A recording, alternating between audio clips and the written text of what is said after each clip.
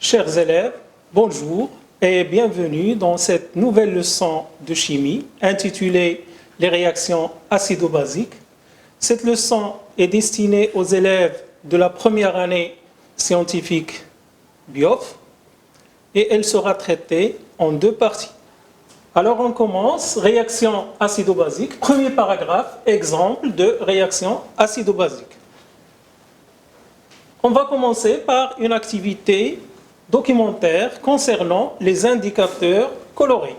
Alors, qu'est-ce que c'est qu'un indicateur coloré? Un indicateur coloré de pH est une espèce chimique organique qui change de couleur selon la nature du milieu où elle se trouve. Donc, cette nature, c'est une nature soit acide ou bien basique. Donc, cette espèce change de couleur selon la nature acide ou basique du milieu où elle se trouve. Elle peut être naturelle comme elle peut être artificielle. Et voici quelques exemples qu'on peut trouver d'indicateurs colorés naturels et artificiels. Donc, on va traiter le premier exemple. C'est un article tiré d'un site d'astuces de jardinage. Il parle d'un certain type de fleurs qui changent de couleur selon la nature du pH du sol. Cette fleur qui s'appelle l'hortensia peut être rose, bleue, blanche ou même verte. Donc, elle adapte sa couleur selon le pH du sol. L'astuce, c'est quoi? C'est que on peut donner ces couleurs-là à nos fleurs de jardin en jouant sur le pH du sol. Comment? On peut utiliser du vinaigre ou bien du bicarbonate pour changer ce pH. On passe à un autre exemple. C'est le chou rouge. C'est un légume qui contient des colorants qui ont la propriété de changer de couleur en fonction du pH. Donc c'est le même principe, ce sont des matières organiques présentes dans ces légumes qui sont responsables du changement de couleur. Je vais vous laisser avec des expériences utilisées qui utilisent le jus de chou rouge et quelques produits de la vie courante. Donc dans cette expérience, on aura besoin d'un jus de chou rouge. Bien sûr, cette expérience, vous pouvez l'effectuer à la maison. Et on aura besoin de 3 verres. Dans le premier, on va mettre de l'eau et du vinaigre. Cette solution constituera un milieu acide. Dans le deuxième verre, on va mettre de l'eau et de la lessive, ce qui constitue un milieu légèrement basique. Le troisième verre va contenir de l'eau et de la soude, ce qui donne un milieu très basique.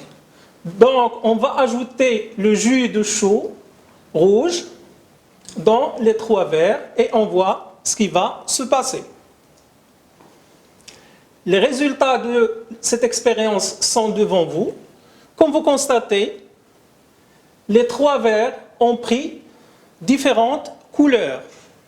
Ça veut dire quoi? Ça veut dire que le jus de chou rouge contient une matière. Cette matière change de couleur selon le pH de la solution. Vous avez déjà vu dans les années précédentes la notion de pH. Donc, une solution, on constate que le jus de chou rouge a pris différentes couleurs dans différents milieux. On a un milieu acide. On voit la couleur qu'il a pris dans ce milieu, un milieu légèrement basique et un milieu basique. Donc, qu'est-ce qu'on peut en conclure? On peut conclure que le chou rouge contient une matière qui peut nous indiquer approximativement la valeur de pH. Comment? En l'ajoutant dans une solution et en regardant la couleur qu'il a pris, à condition bien sûr de connaître le spectre des couleurs et les valeurs de pH correspondantes. Vous pouvez à la maison vous amuser à ajouter du jus de chou rouge à différentes solutions dont vous disposez et constater les résultats. Maintenant, Maintenant, on va s'intéresser aux indicateurs colorés de pH qu'on trouve dans un laboratoire de chimie.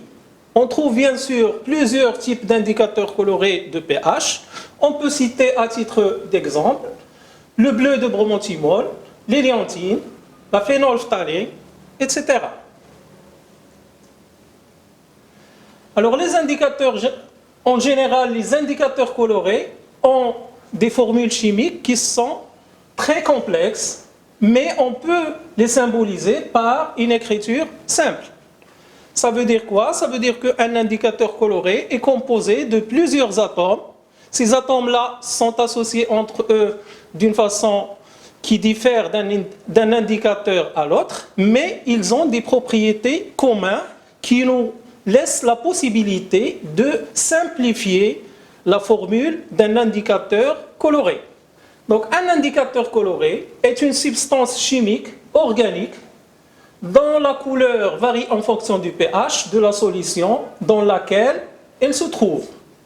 On admet qu'il y a deux formes, ce qui veut dire deux couleurs différentes. Dans un milieu acide, un indicateur coloré va prendre la couleur de sa forme acide qu'on va noter HIN. Donc cette notation-là, c'est une notation simple.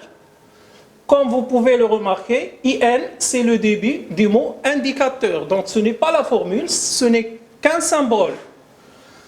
Dans un milieu basique, l'indicateur coloré va prendre la couleur de sa forme basique, qu'on va noter IN-.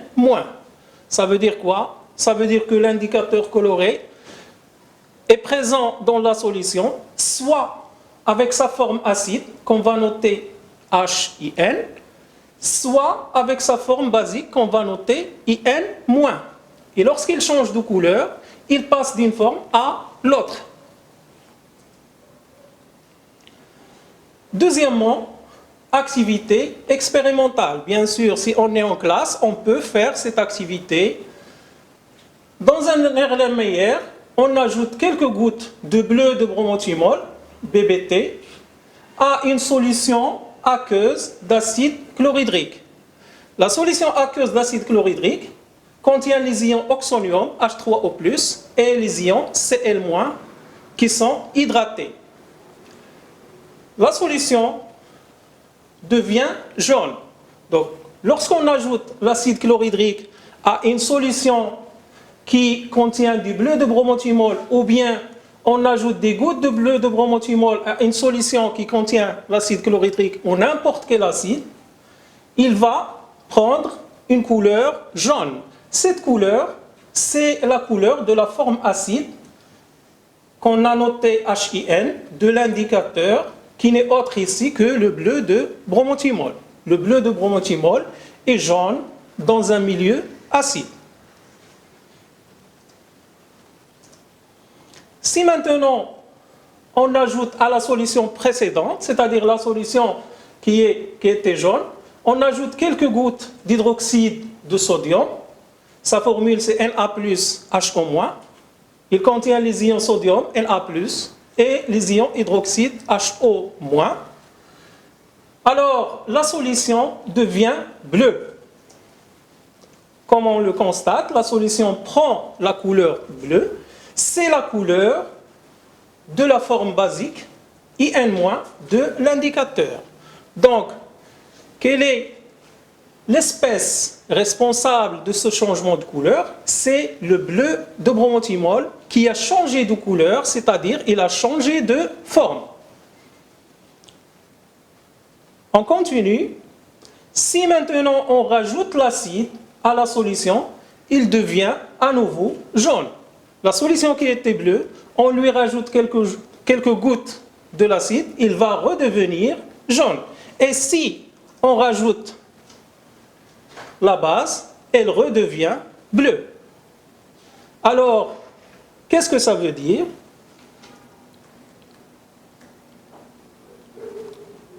Ça veut dire qu'on peut passer de la forme acide, HIN, qui est jaune pour le bleu de bromothymol, à la forme basique IN-, qui est bleu pour le même indicateur. Comment? En ajoutant une base. Donc cela est schématisé par cette figure. Au départ, on avait une solution jaune qui contient la forme acide de l'indicateur qui est HIN. Lorsqu'on a ajouté de l'hydroxyde de sodium qui est une base, la solution a viré au bleu. La couleur bleue, c'est la couleur de la forme basique de l'indicateur IN-. Alors, qu'est-ce qui s'est passé dans cette transformation? Pour répondre à cette question, on remarque la différence qu'il y a entre la forme acide et la forme basique. Alors, quelle différence y a-t-il entre ces deux formes? On voit que HIN, pour se transformer en IN-, a perdu un proton H+. L'ion H+, est appelé proton. Pourquoi? Parce que c'est un atome d'hydrogène qui a perdu son électron.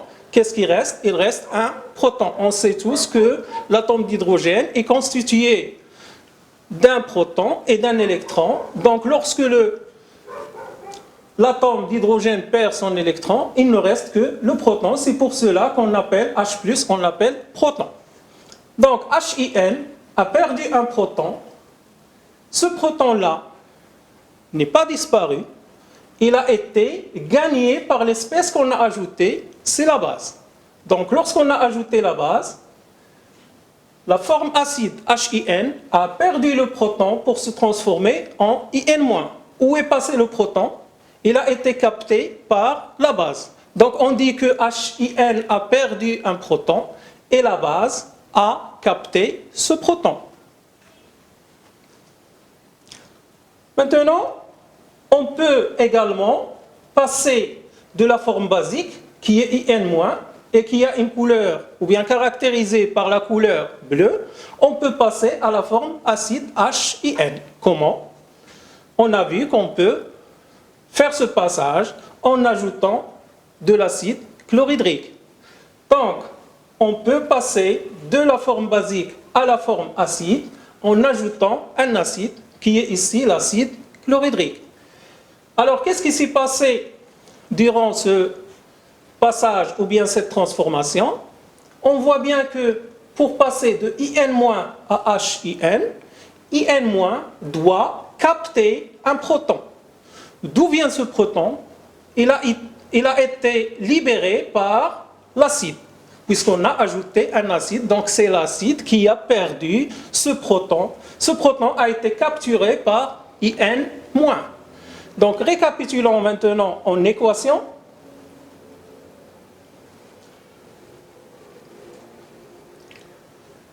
En partant de la forme basique, qui est caractérisée par une couleur bleue et qui contient la base IN- de l'indicateur.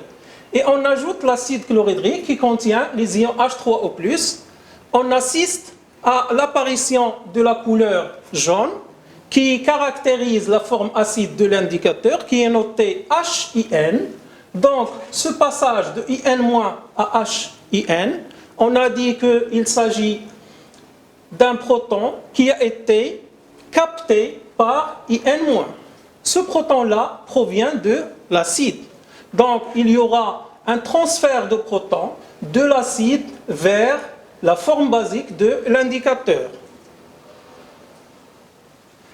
Donc, il y a un transfert de protons. Le proton est transféré de l'acide H3O+, qu'on a ajouté, bien sûr, dans l'acide chlorhydrique, vers la forme basique IN- de l'indicateur. C'est pour cela qu'on a vu que la solution a viré au jaune.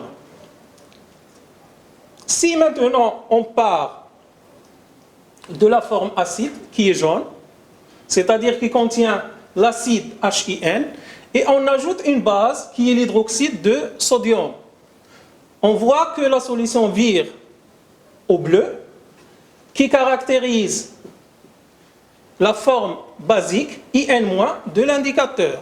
Alors, qu'est-ce qui s'est passé ici? HIN a perdu son proton. Comment? Sous l'action de la base. Donc, le proton a été transféré de la forme basique HIN vers la base HO-. Alors, en général, qu'est-ce qui s'est passé durant ces deux transformations? Il y a, bien sûr, on voit qu'il y a un transfert de protons d'un acide vers une base. Un transfert de protons d'un acide vers une base. Et ce phénomène-là sera caractéristique des réactions acido-basiques. Donc, dans ce paragraphe, on vise à définir une réaction acido-basique. Donc, on a premièrement définition d'une réaction acido-basique. On vient d'assister à une réaction qu'on peut qualifier de réaction acido-basique. Pourquoi? Parce que, par définition, une réaction acido-basique est une réaction qui a, ou bien durant laquelle il y a un transfert de protons. Donc, la définition de la réaction acido-basique, une réaction acido-basique est une transformation chimique impliquant un transfert de protons H+ entre les réactifs. Et c'est ce qu'on vient de voir durant ces deux exemples. Il y a un transfert de protons entre les réactifs. On voit qu'il y a un proton qui est transféré de l'acide vers la forme basique de l'indicateur, ou bien de la forme acide de l'indicateur vers la base. Comment on a su tout cela? En se basant sur le changement de couleur qui a eu lieu. Donc cette expérience a pour but de montrer le transfert de protons qui a eu lieu, et ça nous a aidé pour définir une réaction acido-basique. Donc récapitulons, la définition de la réaction acido-basique, c'est une transformation chimique qui implique un transfert de protons entre les réactifs. On va passer à la théorie de Bronsted pour définir qu'est-ce que c'est qu'un acide et qu'est-ce que c'est qu'une base. Donc, on a défini maintenant la réaction acido-basique, mais on ne sait pas encore qu'est-ce que c'est qu'un acide et qu'est-ce que c'est qu'une base. Bronsted, c'est un chimiste danois. Il est connu pour ses travaux sur la réaction chimique et c'est lui qui a formulé, en compagnie de Lowry, la théorie, dite théorie de Bronsted-Lowry, pour définir les acides et bien sûr les bases. Donc, définition d'un acide selon Bronsted. On dit acide selon Bronsted ou bien acide de Bronsted, c'est-à-dire un acide selon la théorie ou bien la définition qu'a donnée Bronsted. Alors, un acide est une espèce chimique, molécule bien sûr ou ion, il peut être espèce moléculaire ou ionique, capable de libérer un proton H+ lors d'une réaction chimique. Donc, toute espèce chimique qui peut libérer un proton H+ lors d'une réaction chimique est dit acide de Bronsted ou bien acide selon Bronsted. On peut symboliser un acide d'une façon générale par AH ou BH+. Bien sûr, chaque acide a sa formule propre, mais en général, on symbolise l'acide par AH ou BH+. L'acide va libérer un proton selon une écriture qu'on appelle demi-équation. Donc on écrit AH donne un proton et une espèce A-. L'équation est équilibrée. On a A, voilà A. On a H, voilà l'élément H. Les charges dans les réactifs, une charge nulle. Charge négative plus charge positive, ça va donner une charge nulle pour les produits. On peut écrire une seconde forme, BH+, si on a symbolisé l'acide par BH+, donc il va donner le proton, puisque c'est un acide, il va libérer le proton, plus une espèce B. Cette écriture est appelée demi-équation, bien sûr je parle de l'une des deux écritures. Pourquoi? Parce que lorsque l'acide libère le proton, cette écriture-là ne nous dit pas où est passé ce proton. Quelle est l'espèce qui va le capter? Donc c'est la moitié, en quelque sorte, c'est la moitié de la réalité. Il faut noter également que les protons ne sont jamais libres dans la solution, ils sont solvatés. Vous avez vu dans la leçon précédente, qu'est-ce que ça veut dire? La solvatation des ions. Maintenant, on passe à la définition d'une base selon Bronsted. Rappelons qu'un acide libère les protons. Donc, à l'inverse, la base, c'est une espèce chimique qui peut être moléculaire ou ionique, qui est capable de capter un proton H+, lors d'une réaction chimique. Donc, toute espèce chimique qui est capable de capter les protons pendant une réaction chimique est dite base selon la définition de Bronsted. Alors, de la même manière, on symbolise une base par B ou A-. Cette base va capter un proton selon une écriture qu'on appelle demi-équation. Donc B, lorsqu'elle capte le proton H+, ça donne BH+, ça donne une autre espèce qui est BH+. Ou bien si on utilise la deuxième notation, A- plus H+, donc il y a capture d'électrons ici, ça va donner AH. On va prendre quelques exemples d'acides et de bases usuels pour connaître la notion d'acide et de base selon Bronsted. Alors, comme vous le savez maintenant, les acides, ils libèrent les protons. Par contre, les bases, ils captent les protons. On va commencer par quelques acides. Premier exemple, l'ion oxonium, H3O+. En tant qu'acide, il libère un proton, H+, solvaté, et donne une molécule d'eau. Deuxième exemple, l'acide éthanoïque. Cet acide est présent dans le vinaigre. L'acide éthanoïque de formule CH3CO2H, qu'on peut écrire également CH3COOH, libère un proton H+, et donne une espèce qui est appelée l'ion éthanoate, CH3COO-. Troisième exemple d'acide, l'ion ammonium. L'ion ammonium, NH4, lorsqu'il perd le proton H+, il donne NH3 qui est appelé l'ammoniac. Et on finit par la molécule d'eau, H2O, peut se comporter comme un acide et libérer un proton H+, et donner également les ions hydroxyde HO-. Alors, comme vous voyez sur ces exemples, les acides pris sont soit sous la forme AH, comme CH3COOH, ou bien sous la forme BH+, comme NH4+, ou bien H3O+. Passons maintenant aux bases. Et on va commencer par la première base dans nos exemples, l'ion hydroxyde HO-. Puisque c'est une base, il va capter un proton H+, et donner une molécule d'eau. Deuxième exemple, l'ion carbonate CO3 2-. En tant que base, il capte un proton et donne un autre ion qui est appelé ion hydrogénocarbonate. Troisième exemple de base, l'ammoniac NH3 capte un proton H+, et donne l'ion ammonium NH4+.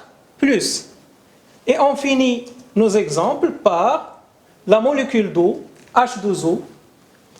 Il peut se comporter comme une base et capter un proton. Dans ce cas, il va donner l'ion oxonium H3O+. Passons maintenant à la notion de couple acide-base. Donc on veut savoir qu'est-ce que c'est un couple acide-base. Et on va se baser sur les exemples qu'on a vus auparavant.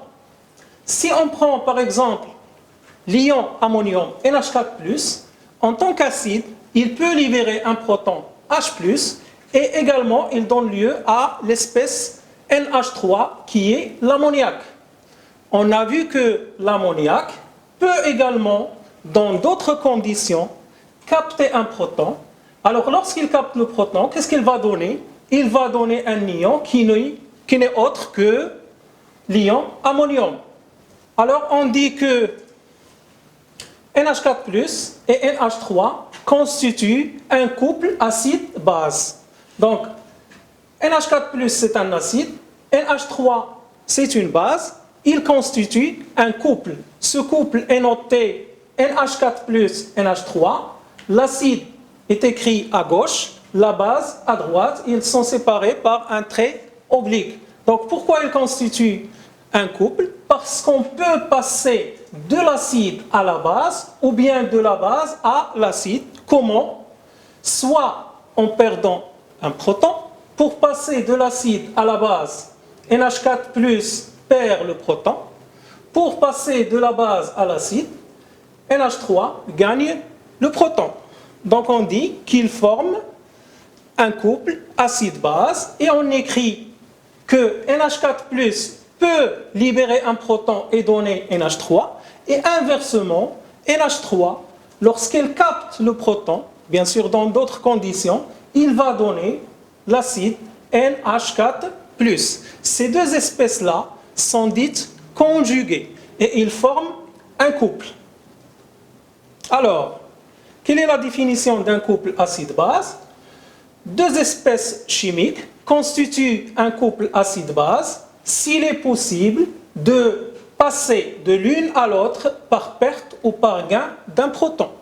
Et c'est ce qu'on a vu pour l'ion ammonium et l'ammoniac qui sont ici notre exemple. Ces deux espèces qui constituent le couple acide-base sont dites conjuguées. Ça veut dire quoi? On dit que NH3 est la base conjuguée de l'acide NH4. Lorsque je parle de l'acide ion ammonium NH4+, sa base conjuguée c'est NH3, l'ammoniac.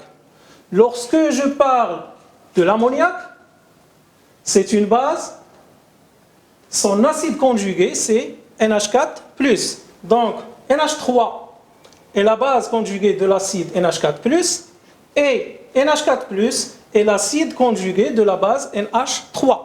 Bien sûr, on dit que ces deux espèces-là sont conjuguées. Dans la partie suivante, on va voir quelques exemples qui vont vous aider à comprendre mieux la notion de couple acide-base.